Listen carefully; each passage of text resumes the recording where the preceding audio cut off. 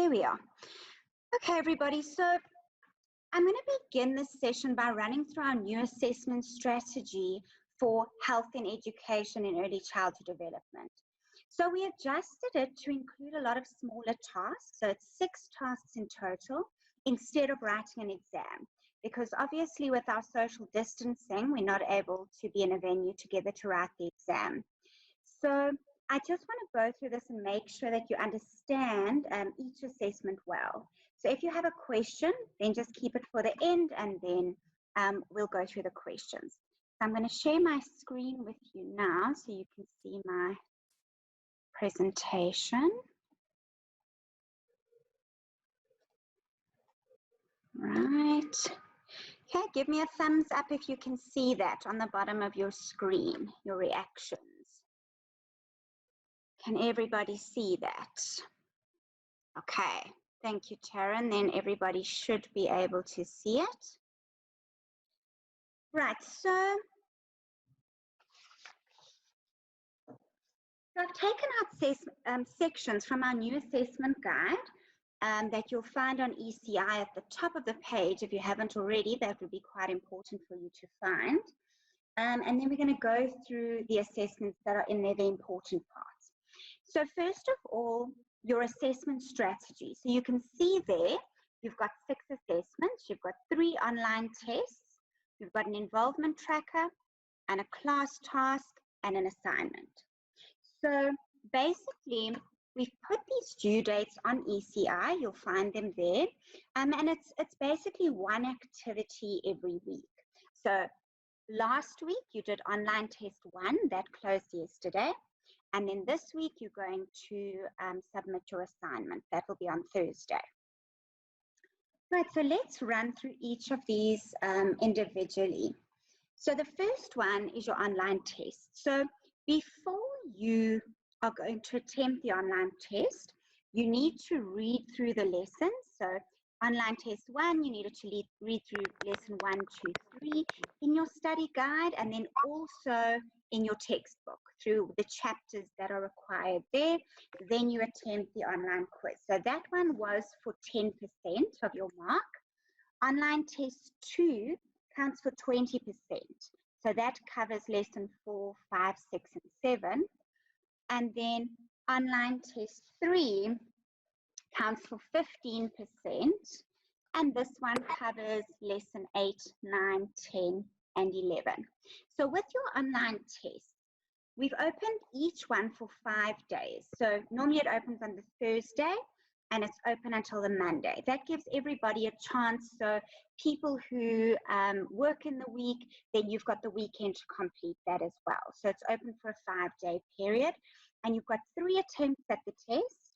And then after that, then we record your highest mark over there.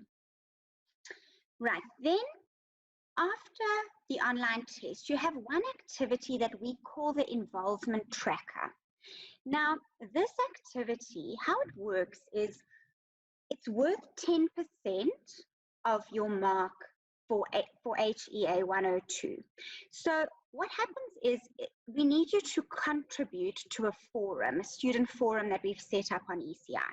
And if you follow everything and you contribute correctly, you receive the 10%. So it's not like you can receive 8% or 2%. You either receive the full amount, 10% for doing it all properly, or you receive 0 if you don't attempt it at all. So basically what we've done there is we've put a newspaper article on COVID-19 on ECI that you need to read. Then you need to post an answer to a forum that's set up on ECI for you. So first of all, in your discussion or in your few lines, you need to discuss what you think is the biggest risk associated with closing the ECD centers during this national shutdown. So, for example, here, guys, we need to know what sort of risk would the children be at from not going to school. So you can look at it from an educational point and say the students, the children won't be able to receive the stimulation that they normally do and provide a reason for your answer. Or you could look at it in a social way and say, for example, it might be a risk for them to stay at home because there might not be anybody to look after them in the day. Or these children are receiving food at school. So if they stay at home, then they don't receive that. So it can be any risk that you think. And they're really, if as long as you stay within the guidelines, there is no right or correct answer. As long as you sort of stay within the guidelines. So whatever risk to the learners you think staying at home during this time might be, you're going to provide there, and you're going to give us a reason why you think so. Then you're going to basically give us an idea of how you think that this risk that you mentioned could be supported or changed or solved, essentially, the problem. So it says, share what you think could be done in the community or from the government to support these children's welfare, stimulation, and their needs during this COVID-19 time. So you could, for example, say, if you said the children are not going to receive food at school, then you could say, okay, what are we going to do about it here? So you could say, the government needs to provide food parcels for these children to take home. Or the school needs to go to each of the children's homes and drop off something for them to eat on a daily or weekly basis. So whatever you think solves this risk in number one, you're going to add then your few lines of response. All right, then you post that. Then you read two responses that other people have written. All right, and then you're going to basically reply to one of the peers' responses. So you can either say, I agree with what you are saying because of this and this reason, or you can disagree with them, or you can add to them. You can say, for example, I agree that the government could provide parcels, but perhaps the school could also reach out to other people within the community to help, or something like that. So this last section where you're going to respond to somebody, it doesn't really matter what your response is, but we'd like it to be something positive so that people feel supported, by your response and by your involvement in, their point of view, really. So it needs to be very supportive. So you basically have 5 things to do there. 1, you're going to read the article. 2, you're going to say what you think the biggest risk is with children staying at home during this time and why. Then you're going to give us a solution to your problem. That's 3. 4, you're going to read 2 other responses. And 5, you're going to reply or respond to somebody else's forum or discussion. So if you do all of those 5 things, you automatically receive the 10% for the involvement tracker activity. All right, let's go on to your class task.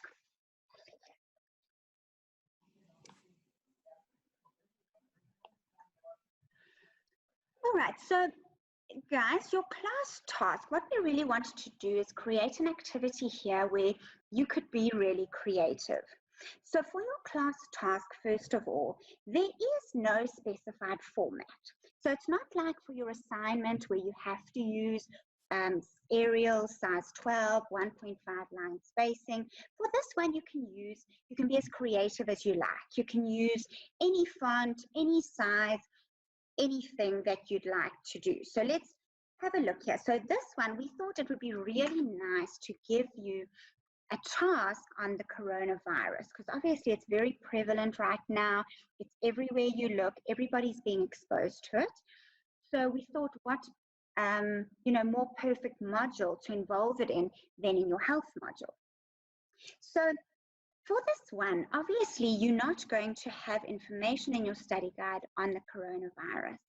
So you are going to use what you already know about it, what you've read up. You're going to research about it to find the information here. All right, so part A, you are requested to create a 2-page information brochure that you can share with parents on how to educate children about the coronavirus. So basically, guys, we want you to imagine yourself being a teacher, and when we go back to school after the coronavirus, you need to give the parents an information brochure or an information letter about the coronavirus. Right, so this is what we want in it. We want you to tell us what is the coronavirus and how is it spread. All right, then we want you to give us the symptoms that indicate a person may have the virus. So in what way would you know somebody has the coronavirus? Then the preventative measures against being infected. So how can you prevent getting the virus? And then this one sort of goes hand in hand here about practicing positive and healthy daily self-care habits. So those two you can answer together if you want to, because your preventative measures will be things like social distancing, staying a certain amount, of meters away from somebody else. And then your healthy daily self-care habits has to do with things like, hand washing, healthy eating to build up your immune system, that type of thing. So you can actually answer those two together in one section if you'd like. All right? And then the last one here is we want you to basically give the parents, if you are now a teacher, the parents an idea of 5 activities that they could use at home with their small children. Remember, we're talking about children that are 0 to 4 years old here. Activities that they could do to support their learning about being healthy and living healthy. And, how an activity where you almost are teaching the child about the coronavirus, how to remain healthy. So, for example, an activity here could be something like, we teach hand washing by singing the happy birthday song for 20 seconds. And then you could do an activity on how do we teach a child to cough with covering their mouths. So it's not going to be very long and it's not going to be very short, but I must be able to understand what is the little activity you're going to do to teach them about staying healthy.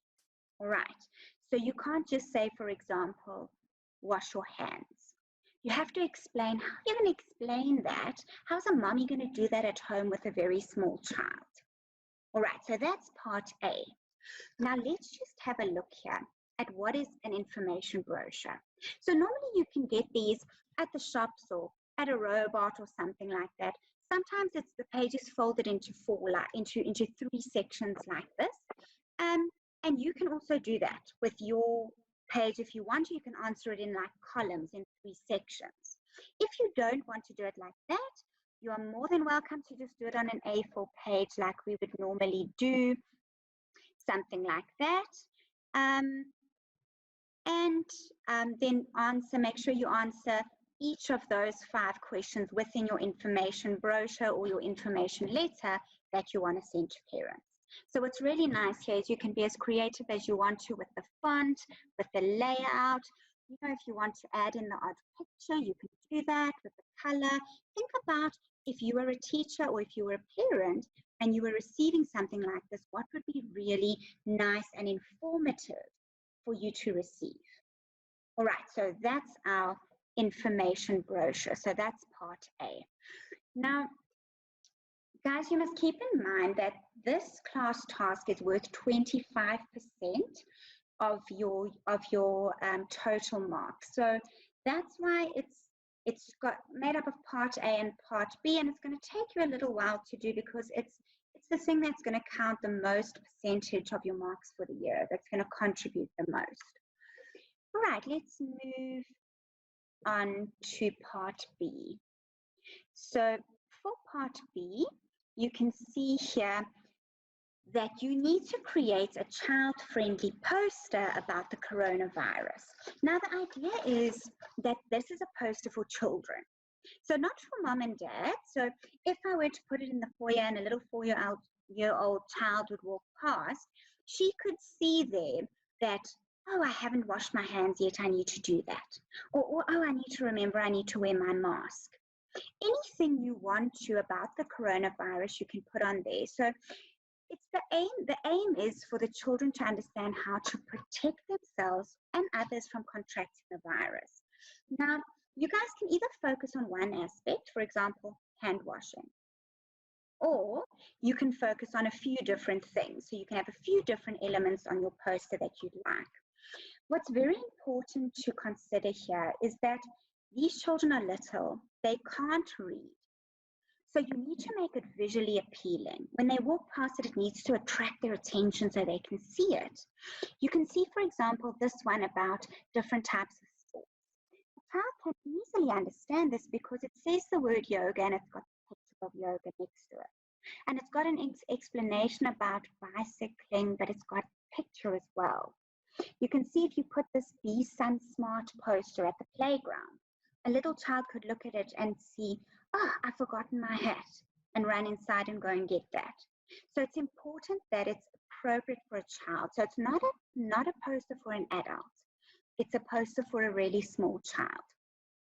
Now, in the write-up in your assessment guide, it says on an A4 page. However, I'm more than happy if you want to rather use an A3 page, or if you want to, do it over 2 A4 pages. You're more than welcome to do that. The size doesn't really matter. What we didn't want to do was, while people were on lockdown and stressed, have them go out and buy different materials. So we wanted you to use what was at home. For this part, you are more than welcome. If you want to draw this and color it in or whatever, you're more than welcome to do that, or cut pictures out of a magazine or whatever, you can do that. And then you can take a photo of it or scan it and attach it onto your assignment. If you do that, just make sure it's very clear. The photo is very clear so I can see the pictures, I can see the words clearly. You're more than welcome to do that, or you can design it on the computer. So part A and part B, we want you to submit as one document. You can attach the rubric for me that's in your assessment guide, and then you upload it as a PDF document. You save it as a PDF, all right? Also, just for this section, let me just mention that, of course, we don't want you to use existing posters. So if you find a poster online or on Pinterest or information brochure, you may not use that. If you use that, of course, you're going to get 0 because that's plagiarism. So it's got to be something created yourself. And you can be nice and creative here. There are really no boundaries. So you're welcome to just go for it. Right, so that is your class task. Lastly, let's move on to your assignment. So your assignment is due on Thursday. So this I've already been through. You'll see it on the ECI page under live streams and session recordings. So I already presented a session at a distance learning event on the 29th of February. Just about the assignment, and we went in there quite in depth. But just very quickly, your assignment is worth 20% of your mark, and it's basically an essay on maltreatment. So you've got a case study about Tony, a little boy in your class, that's showing signs of abuse. And it gives you a whole write-up about it. You read it, and then you're going to write an essay. An essay means there are no numbers and there are no bullet points. Each one of these is going to make up their own paragraph. So paragraph 1, you're going to give an introduction to your essay, all right? So basically, you're going to tell us what is in your essay. So you can say, firstly, I'm going to discuss this. Secondly, I'm going to discuss that. And finally, I'm going to discuss that. And then you take your position, your opinion on maltreatment as a critical issue in early childhood, all right? In paragraph 2, you're going to state the different types of maltreatment, tell me what each one is. So you're going to say physical abuse and discuss it. And so you go on. Then you're going to identify the types of maltreatment that Tony's exposed to, and you're going to provide examples from the case study. So you're going to say, Tony is showing signs of physical abuse because he shows this and this and this and this sign, all right? Then you're going to discuss the external factors that may have led to maltreatment against Tony. So external factors are things that could lead to a person being abused. So for example, something like drug and alcohol abuse, something like single parents, something like people growing up in impoverished communities, for example, you'll find that in your study guide, you'll find external factors, reasons why there may be more abuse in certain cases. Right, and then you need to explain how you'll deal with Tony telling you about his maltreatment, how you would react, and what steps you would take. All right. And then your conclusion, you summarize key ideas. So here, no new information. You basically say, in this essay, I have discussed the following things. All right, so each of those is going to make up their own paragraph.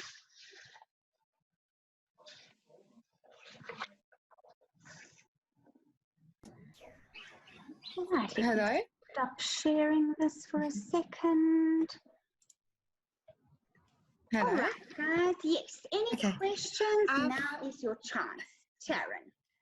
Sorry, I've got a question.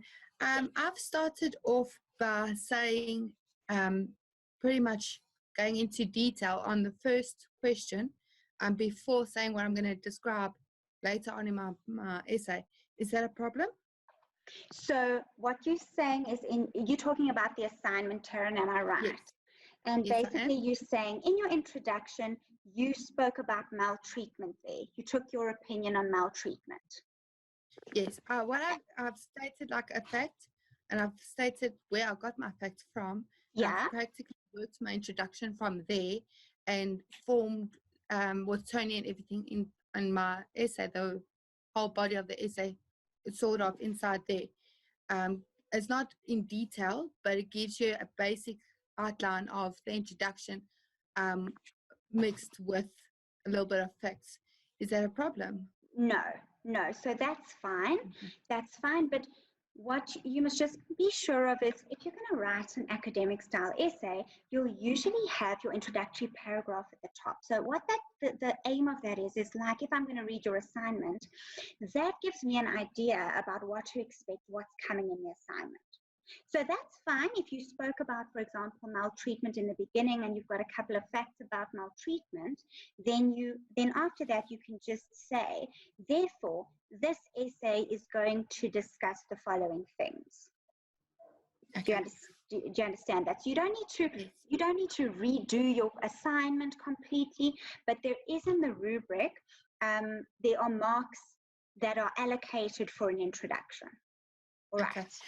All right. And if I join maybe 2 or 3 paragraphs where I combined the types of abuse, is that allowed, or do you want specifically one paragraph? No, that's perfect, Taryn. Even if you don't follow the exact structure like I explained to you now, that's perfect, as long as we can find the information within your essay. That's what we're looking for.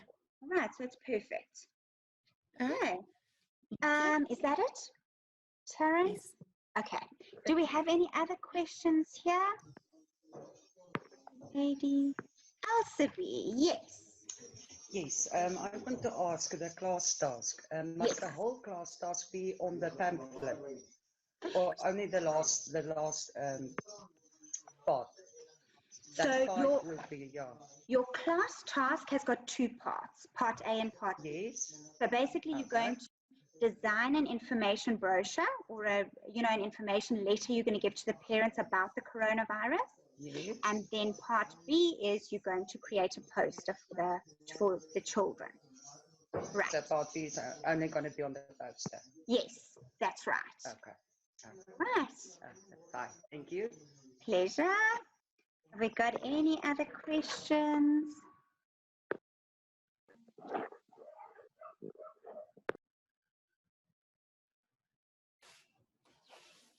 Notando, Nompumelelo, and then I've got just somebody that's name here says iPhone. I'm not sure who that is.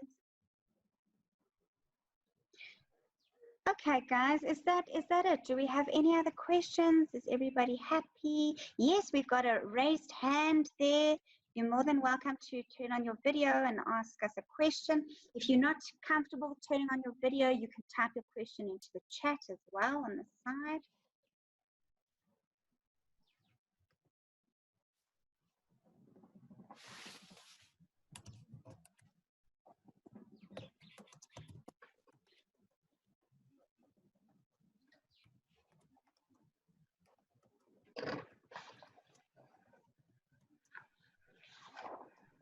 Okay. Let's wait a moment. Okay, here we go. Right, so the question says, I've been struggling to attach a rubric to my assignment. All right, now guys, the easiest way to do this is to go to your assessment guide on your computer, and then if you see on the top of your laptop or your computer, there's a button that says PRT SCR, print screen. If you push that button, it takes a screenshot of the page. So then you can take that screenshot and go and paste it onto your Word document. So that's an easy way to attach the rubric. Alternatively, you can print out the assessment guide and you can scan it and then attach it to the rubric. All right. So that's the way, those are the two ways that are normally the simplest to do that. If you are really having problems and you can't attach the rubric, then you can just leave that part out. But I think for us, first prize would always be attaching the rubric because we'll mark directly onto that. All right. Okay, Taryn, am I correct in saying there won't be an exam then for HEA102 this semester? Yes, you are absolutely correct. So because of the, normally how the module runs is you'll normally have your assignment and for health, our structure was we had our assignment for 20% of your mark. Then you had the online test for 10%, and then your exam would count for 70%. Now, because of the lockdown and the fact that we don't know when we're going to be able to sit in a lecture hall again and, you know, have you in a room where you can write exams, this has been changed to a CAS module. So that's a continuous assessment module. So instead of your one big exam at the end, you've got 6 tasks to complete. They're all in your assessment guide. And if you complete those, then you will be absolutely fine. So that's all you need to do is complete the 6 tasks that I showed you at the beginning. The 3 online tests, your class task, your assignment, and your involvement tracker activity. All right. Thank you. It's a pleasure. Okay, I'm using a phone. Can I screenshot the rubric with the phone? Yes, you should. You should definitely be able to do that. I mean, I've screenshot a lot of things. I haven't really done it with a rubric, but you should be able to. You can even do it. Just trying to think now. No, you should be able to. Give it a try, and if you're having any problems, then you can just pop me a message. Either, you know, email me via DL support, you can arrange a call back, or the one that works quite well is that ECI messenger, because those messages come through to me directly, and then I can just guide you along there if you're having problems with your rubric. Right. Okay. Do we have any other questions? Let's just give a couple of minutes here.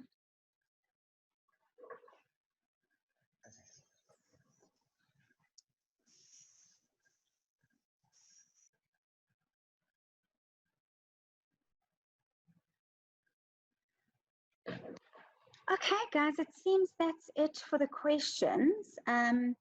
So please, I'm always available if you still have got questions with anything to do with the module. Just get into contact with me and then I'll respond and help you along the way. So, Sorry, yes. quick question. I just want to find out with the assignments, is that due by midnight on Thursday or Thursday morning? Okay, so what happens is your assignment, so your official due date is the 14th of May, which is Thursday. And then we give you a 24-hour grace period. So the portal is still going to be open until 11:59 on Friday night. So you've got that 24-hour grace period, and then after that, then the portal will be closed. Okay. If it is submitted on Friday morning, will you still accept it, or? No, the portal will then be closed because, so your submission date is actually the Thursday. So then from the midnight on the Thursday till midnight on Friday, that will be the latest submission date. Okay, so I have to submit it before Thursday. If I submit it Friday, you will not accept it. Is No, that correct? Friday is submitted, so Oh, Friday okay. is accepted. So after basically Saturday, if you submit it on Saturday, it won't be accepted anymore. Okay. All right. Thank you. Okay. Sorry. Thank you. Any other questions, guys? I see we've got 3 minutes left. Let me hold on for a second. Okay, so what we'll do is after this, I'm going to stop the recording and then we'll send it in for formatting, and then I'll post it on the ECI site. Under, you'll see I created a section there where it says Zoom question and answer session. So I'll just post the video under there. If there's anything that you want to go back and have a look at, and for the students that obviously haven't attended the session, they can access it over there. Okay, thank you everybody. It's been so nice just seeing your faces and getting into contact with you a little bit.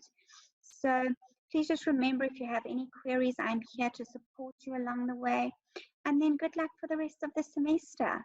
I hope you are very successful, and yeah, I hope everything goes well. So have a good evening, everybody. Bye.